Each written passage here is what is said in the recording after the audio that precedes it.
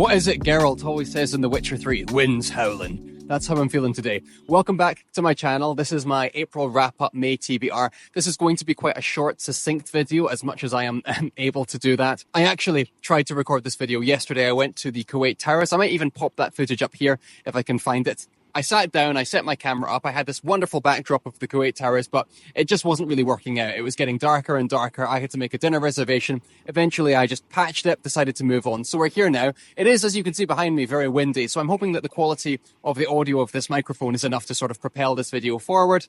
We'll see how it goes. What I do have this time round, though, which is a nice improvement, is this Turkish coffee. So there's always an upside. And you know what? I have a very good book next to me as well, which we're about to get to. Split this video into 3 parts. Number 1, what have I read in April? Number 2, what am I going to read in May? And last but not least, I'll talk very briefly about the plans. Oh, it's very noisy. Plans for the channel in May. So the first thing that I finished this month was Hills of Heather and Bone by Katie Andrews. Now, Katie has now become a friend of the channel. I interviewed her on, I believe, what was my last video that I posted on the channel. And I loved that conversation with Katie. We talked about her getting detained in Heathrow because England. We talked about her time in Scotland, what she enjoyed there. And we talked about the novel of hers that I've read, Hills of Heather and Bone. I've also read one of her poetry collections, Let the Hurt Girl Speak, and we dipped into that as well. That was actually the first thing we talked about. So Katie was a blast to talk to. Her book is also great. I'm sure all her books are great, but I've only read that one. The Scottish-inspired fantasy world that centers around themes of trauma and relationship and death and mortality and memory. A very short book as well. I think it was only 300, 400 pages long, but she packed so much into this book, along with some really lovely, luscious, cozy descriptions. One of the things Katie and I talked about was to what extent can her novel be defined as a cozy book? You see it everywhere that it's cozy, but there's also some quite dark, heavy elements interspersed. The one thing that we did zoom in on is this portrayal of an older, more mature relationship, right? The main characters in this novel have been together, I believe, for about 10 years at the point the novel picks up.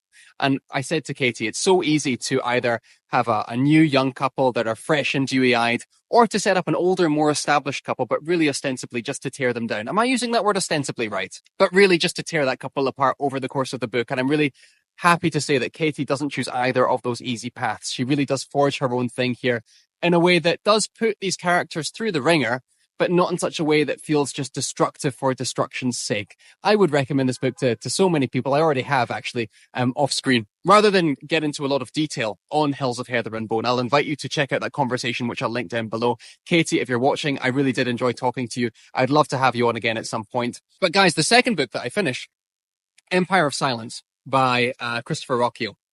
Now, this is part of the buddy read that I'm doing with Thomas R. Howell. The live stream we did in conjunction with that read is on Thomas's channel. I'll also link that down below. Do you know, we went into that live stream with a little bit of trepidation because everyone talks about how Sun Eater is their favorite book or their favorite series going on right now, or so many people put it in their top 5. And I liked Emperor of Silence. I quite liked Emperor of Silence. But what I thought and what I articulated, hopefully somewhat coherently, is that the first 25% were incredible. And that last 25% was similarly incredible. The issues that I had with Empire of Silence came in that middle bridging 50%. And the feedback that I've gotten from so many people having done that live stream with Thomas is that, listen, if you love that first quarter, you love that last quarter, you're going to be having a grand old time through books 2 through 6. And hopefully when it's released, books 2 through 7. So I'm not too worried too much about it. What I would say is that it takes a while to find its footing, but when it does, in that last 25%, it is just gorgeous, atmospheric space opera that really crushes the setting that it tries to achieve. I've heard that books 2 and onwards dips into some cosmic horror elements, so I am so down for that. I'm really excited to be keeping continuously talking with Thomas about this series. Thomas is a grand guy, by the way. And I'm really excited just to see how this series progresses, because it sounds as though all my criticisms are basically cleared up as we continue through this series, and all the stuff that I enjoy continues to froth and bubble and boil over. So absolutely, Sun Eater is going to be something I'm continuing. We're expecting maybe June, July is when we're going to be picking up Howling Dark, so look out for that. Did I finish anything else this month?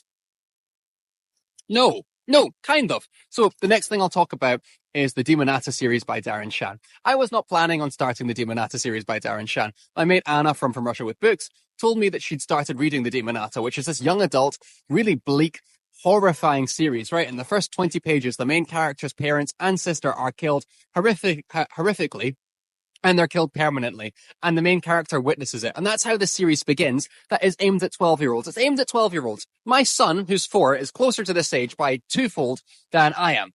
So Anna mentioned the series to me, and I thought, you know what? I read that as a teenager thinking it was perfectly acceptable, perfectly serviceable. Why don't I read it again? So Anna and I have kind of informally, we've not properly qualified what it's going to be. We just know we're going to talk about it at some point. We've kind of started accidentally doing a buddy read together of the Demonata series. I am just finishing up book 3, which is called Slaughter, which is such a schlocky B-movie horror title, which fits what that book is trying to do perfectly if you've read it. And I think Anna is still on book 2. So I'm enjoying my time with it. I don't think it's the best writing in the world, but do you know what? I keep saying on this channel, I'm trying to judge books by how they pull off what they're trying to do. And what this book is trying to do is be a horrific time and also get young kids into reading. It certainly did that for me. And yeah, I can't say I'm not enjoying it. It's never going to be top 10, top 20 material, but I will be getting to book 10 this read through, let me tell you. If you've read the Demonata, let me know. Or Cirque du Freak, which is Darren Chan's vampire series, aimed at even a younger audience than the Demonata is. Let me know how you find it. And I'm interested if you agree with my criticisms. You know, I am obviously by no means someone for censoring books, banning books, anything like that. But this book does, or this series rather, does flirt with the edges about what I kind of believe is acceptable to go in books aimed at a younger generation. I am quite curious, to those of you who have read it, if you feel the same way as me. I would never ban it. I would never say it shouldn't be allowed, but I almost want there to be like a warning label slapped on the cover. But that would just attract the kids more, I guess. So we'll see. Either way, I am looking forward to that discussion with Anna. I think it's going to go really well. That's going to be at some point this month, but I don't think we've pinned down a specific date. 2 more things very quickly that I've been reading this month. Gardens of the Moon, my 4th time round, continues to be a delight. If you know anything about me or my channel, you'll know how thrilled I was to be having Stephen Erickson on the channel. That was at the start of this month. I believe it was it? When was it? Feels like a blur now. About a week and a half ago, 2 weeks ago. And Erickson and I talked about a range of stuff. That man was so generous with his time. He gave me 2 hours. Unfortunately, I had to be the one to end the live stream just because I had to go to bed. But I could have spoken to that man if I didn't have to, actually go to sleep and wake up and do my job. I could have spoken to him for 4 or 5 hours. And it seemed like the chat was very similar. Lots of really interesting questions popping up. We talked to Erickson about, representation of children in Malazan. We talked to him about how he's grown as he's been writing this ongoing series with Esselmont. We talked to him about how Walk in Shadow is going. I'll link that down below. And now I'm about maybe 30-40% through Gardens of the Moon. Not quite as far through as I was expecting to be. Just life keeps getting in the way. But that's kind of for the best because I've been buddy reading this along with Shay and with Preacher, and they're both far behind me. So, hey, I'm giving them a chance to catch up. I do have a lot of plans about what I want to do with my reading of Gardens of the Moon. I've kind of been scribbling notes on the side. The main thing that I want to do is kind of put out some more kind of mini video essays on Gardens and the books that follow. Representation of bones is something that I've been noticing a lot in this read through, how bones are kind of put on the page. Skeletons and bones often being tied to memory, especially for someone with an archaeological background like Erickson. The other video I definitely want to put out in regards to Gardens specifically is Crocus Younghand, who in some ways is my least favorite character in the whole series. So there's lots to talk about there. But yeah, Malazan, if you didn't know anything about me, I think you should read it. People talk about the complexity of Malazan.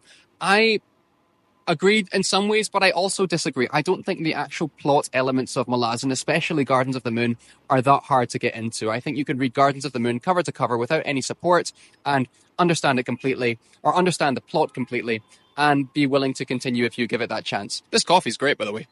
But the last thing that I've been reading this month, and what's kind of actually been my main squeeze, is not a novel at all, but it's been manga. I put out this video, I think 2 or 3 weeks ago, about the manga that I want to read, a review of all the manga I've read so far. And the manga I've decided to read first has been Assassination Classroom, Ansatsu Kyoshitsu. So the premise of Assassination Classroom is that this cosmic entity dude being destroys the moon, which you think would have kind of terrible ecological consequences, but doesn't really seem to. He descends not to the governments and agencies of the world. He descends into the classroom, the bottom set classroom of a private school.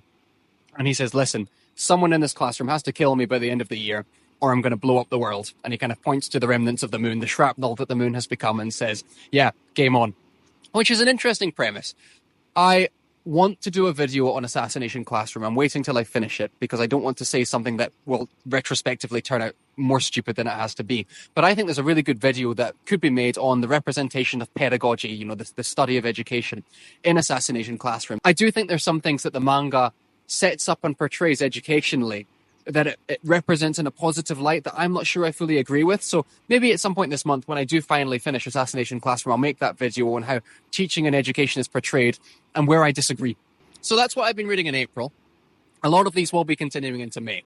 But there are two novels that I haven't mentioned so far that I will definitely 100% be getting to by month's end. So I will be finishing the Demonata series, or at least getting further through it. Assassination Classroom will be an ongoing project. Gardens of the Moon will be an ongoing project. The other two, the first one is going to be Mushroom Blues by Adrian Gibson, because Adrian is going to be Self-Pub Convos number 5, and that's going to happen right at the tail end of the month. The day before recording this, Adrian actually won, I think, second place, I believe, in SPFBO.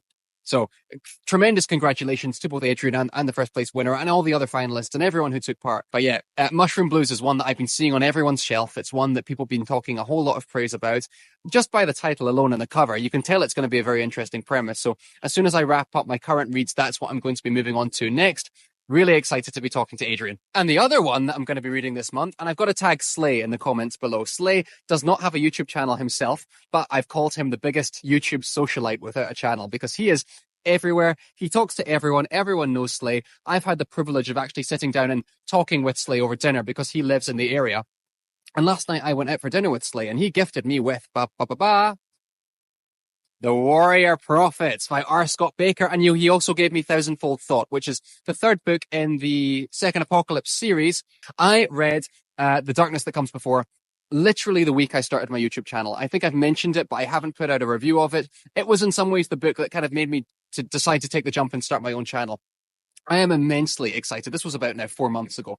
I am so immensely excited to continue this journey. I know that Baker, it's trying to focus on the man. By the way, worst covers ever. Wonderful writing, worst covers ever. You can see how minimally through it I am. But Baker's writing I find magnetic and captivating. I know he's a bit of a controversial dude, R. Scott Baker, in terms of his writing, because he goes places that not many authors choose to go.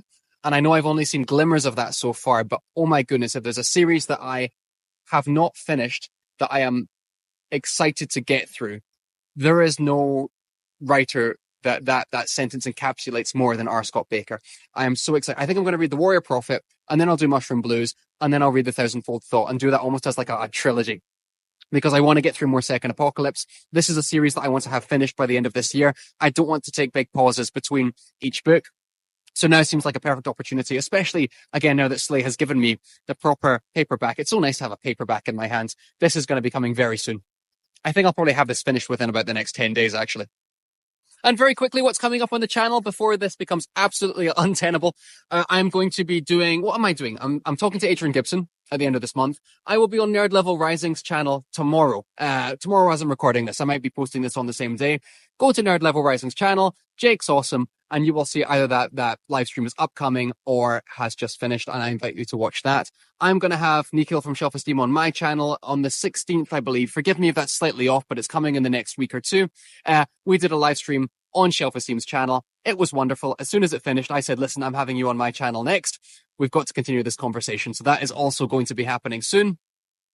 And the last thing that's definitely in the books this month is going to be a conversation with a few different booktubers. And we're going to do a sequel to the Malazan Hot Takes video that was one of the first things on my channel. The collaboration with Alex from Books with Banks. Alex and I, this was about 2 or 3 months ago now, had this wonderful conversation where we debated some of the hotter takes in the Malazan community. And we've decided to open that up into a larger group discussion. So hopefully there's going to be 5 of us on this call this time round. And we're going to continue that debate of some of the stuff that fans and us personally think are maybe wrong about Malazan or underappreciated about Malazan or any of these. That's all going to be fair game. So again, that's going to be coming at the end of this month. Hello, it's properly dark now, the wind's even worse, but it would have been extremely remiss of me to not mention something, which is that I'm also doing a live stream with a few friends in the next week or two. I forget exactly when it is, which is shameful because I created the group chat. But that's going to be with Anna from Russia with Books. It's going to be with Shay from Zachary Shay and Chris from The First Chapter.